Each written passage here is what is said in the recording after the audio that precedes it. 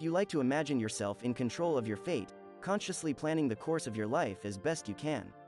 But you are largely unaware of how deeply your emotions dominate you. They make you veer toward ideas that soothe your ego. They make you look for evidence that confirms what you already want to believe. They make you see what you want to see, depending on your mood, and this disconnect from reality is the source of the bad decisions and negative patterns that haunt your life.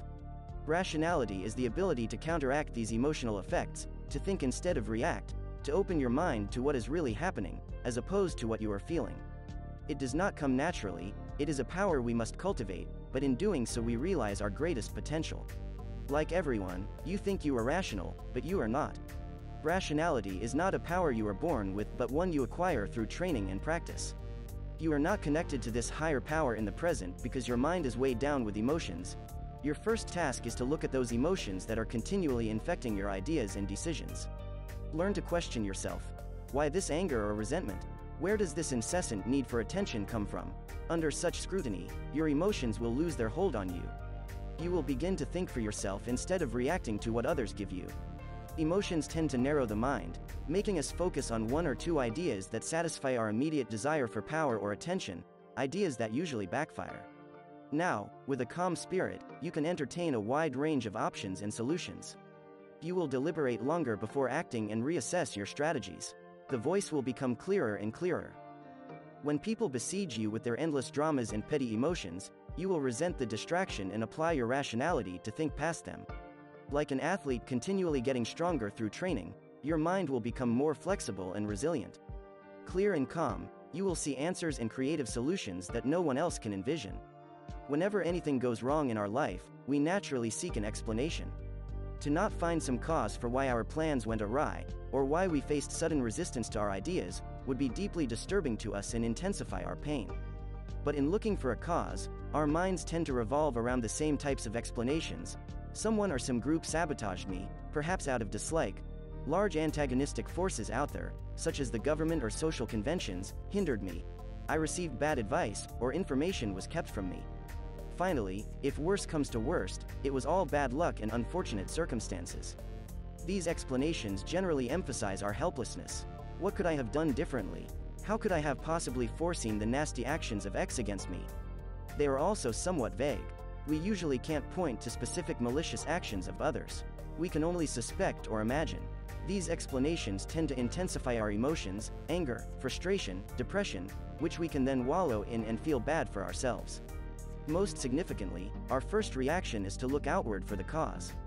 Yes, we might be responsible for some of what happened, but for the most part, other people and antagonistic forces tripped us up.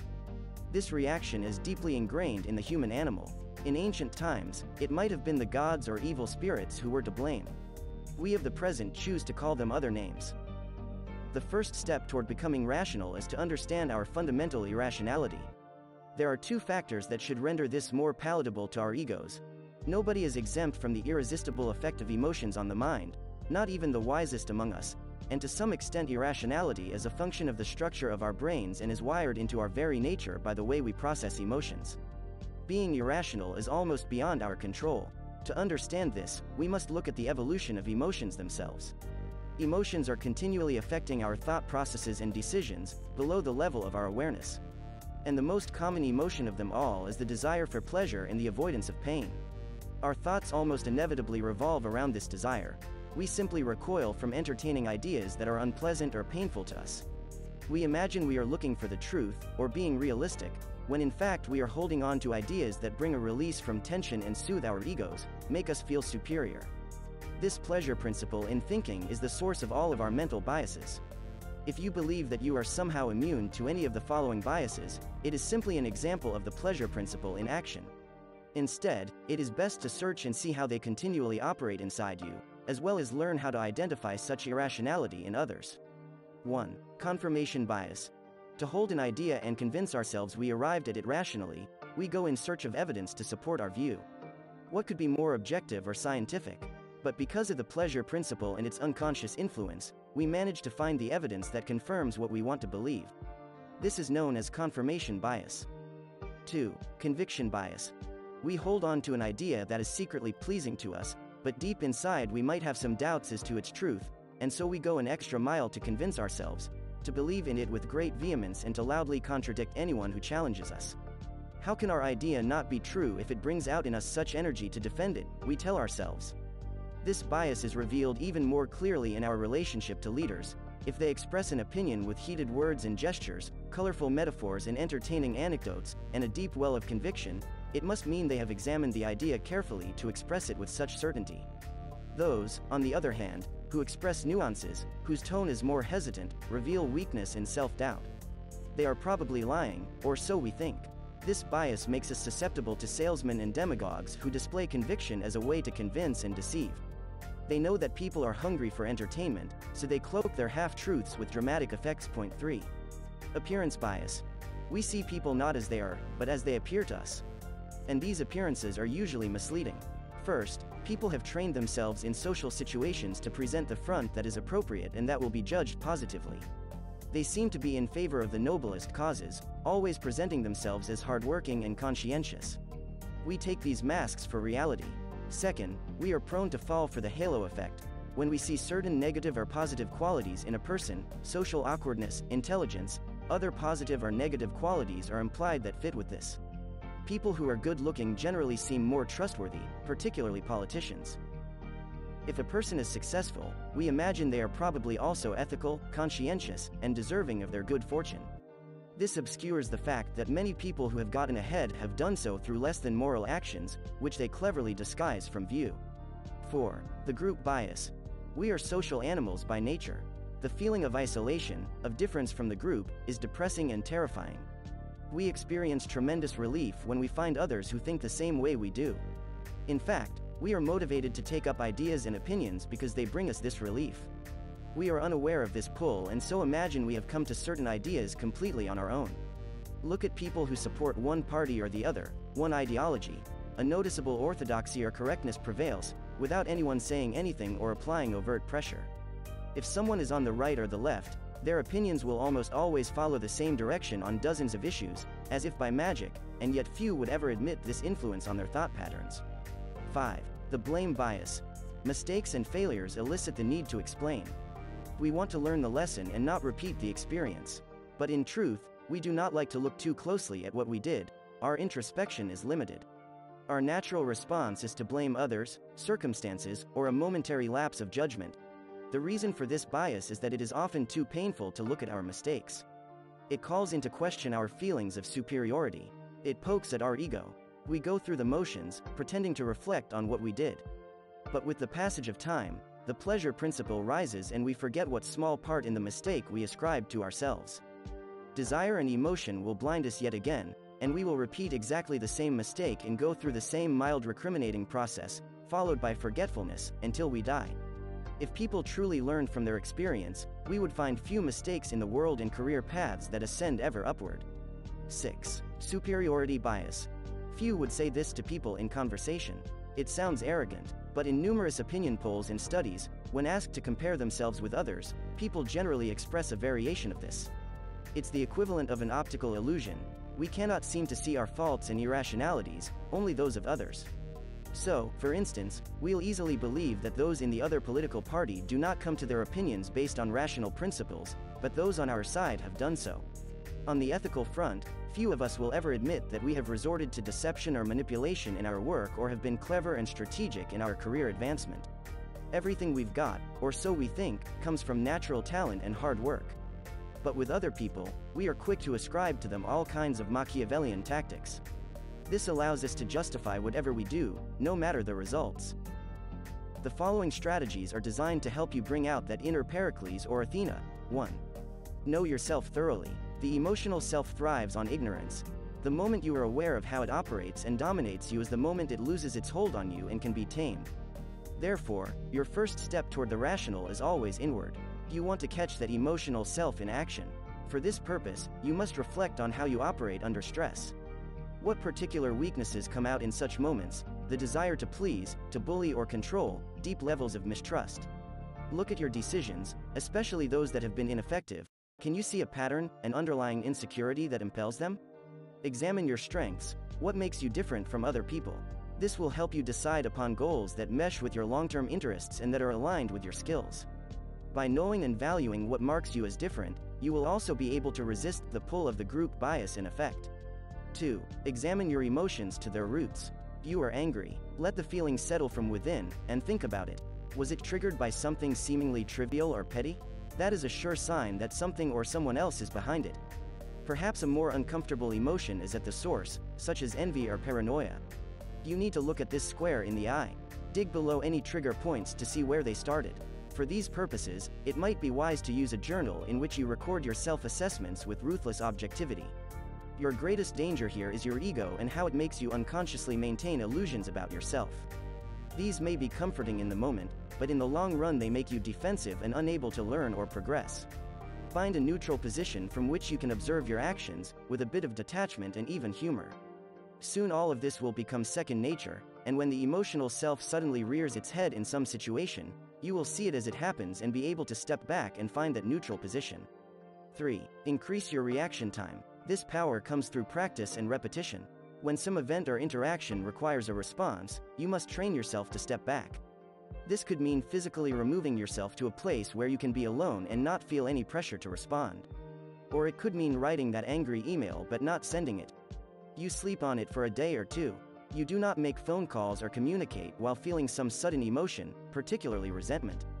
If you find yourself rushing to commit to people, to hire or be hired by them, step back and give it a day. Cool the emotions down. The longer you can take, the better, because perspective comes with time. Consider this like resistance training. The longer you can resist reacting, the more mental space you have for actual reflection, and the stronger your mind will become. 4. Accept people as facts. Interactions with people are the major source of emotional turmoil, but it doesn't have to be that way. The problem is that we are continually judging people, wishing they were something that they are not. We want to change them. We want them to think and act a certain way, most often the way we think and act.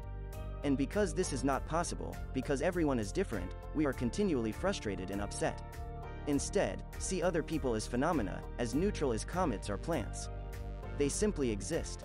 They come in all varieties, making life rich and interesting. Work with what they give you, instead of resisting and trying to change them. Make understanding people a fun game, the solving of puzzles. It is all part of the human comedy. Yes, people are irrational, but so are you. Make your acceptance of human nature as radical as possible. This will calm you down and help you observe people more dispassionately, understanding them on a deeper level. You will stop projecting your own emotions onto them. All of this will give you more balance and calmness, more mental space for thinking.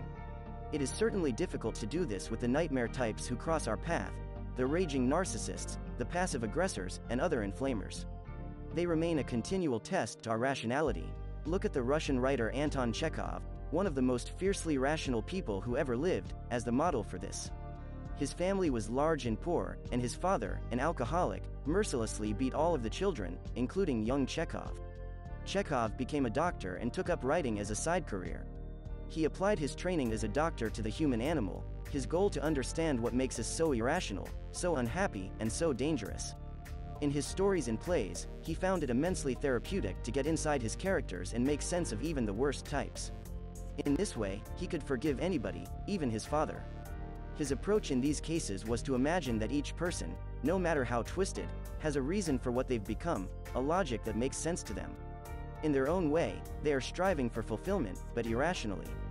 By stepping back and imagining their story from the inside, Chekhov demythologized the brutes and aggressors, he cut them down to human size. They no longer elicited hatred but rather pity. You must think more like a writer in approaching the people you deal with, even the worst sorts. 5. Find the optimal balance of thinking and emotion. We cannot divorce emotions from thinking. The two are completely intertwined. But there is inevitably a dominant factor, some people more clearly governed by emotions than others. What we are looking for is the proper ratio and balance, the one that leads to the most effective action. The ancient Greeks had an appropriate metaphor for this: the rider and the horse. The horse is our emotional nature continually impelling us to move. This horse has tremendous energy and power, but without a rider it cannot be guided. It is wild, subject to predators, and continually heading into trouble. The rider is our thinking self. Through training and practice, it holds the reins and guides the horse, transforming this powerful animal energy into something productive. The one without the other is useless. Without the rider, no directed movement or purpose. Without the horse, no energy, no power. In most people, horse dominates, and the rider is weak.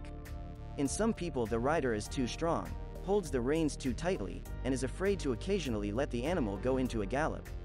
The horse and rider must work together. This means we consider our actions beforehand. We bring as much thinking as possible to a situation before we make a decision. But once we decide what to do, we loosen the reins and enter action with boldness and a spirit of adventure. Instead of being slaves to this energy, we channel it. That is the essence of rationality. As an example of this ideal in action, try to maintain a perfect balance between skepticism, rider, and curiosity, horse. In this mode, you are skeptical about your own enthusiasms and those of others. You do not accept at face value people's explanations and their application of evidence. You look at the results of their actions, not what they say about their motivations. But if you take this too far, your mind will close itself off from wild ideas, from exciting speculations, from curiosity itself. You want to retain the elasticity of spirit you had as a child, interested in everything, while retaining the hard-nosed need to verify and scrutinize for yourself all ideas and beliefs. The two can coexist. It is a balance that all geniuses possess. 6. Love the rational. It is important to not see the path to rationality as something painful and ascetic. In fact, it brings powers that are immensely satisfying and pleasurable, much deeper than the more manic pleasures the world tends to offer us. You have felt this in your own life when absorbed in a project, time flowing by, and experiencing occasional bursts of excitement as you make discoveries or progress in your work. There are other pleasures as well. Being able to tame the emotional self leads to an overall calmness and clarity. In this state of mind, you are less consumed by petty conflicts and considerations. Your actions are more effective, which also leads to less turmoil. You have the immense satisfaction of mastering yourself in a deep way. You have more mental space to be creative. You feel more in control. Knowing all of this, it will become easier to motivate yourself to develop this power. In this sense, you are following the path of Pericles himself. He envisioned the goddess Athena embodying all of the practical powers of rationality. He worshipped and loved this goddess above all others. We may no longer venerate the goddess as a deity, but we can appreciate on a deep level all of those who promote rationality in our own world, and we can seek to internalize their power as much as we can.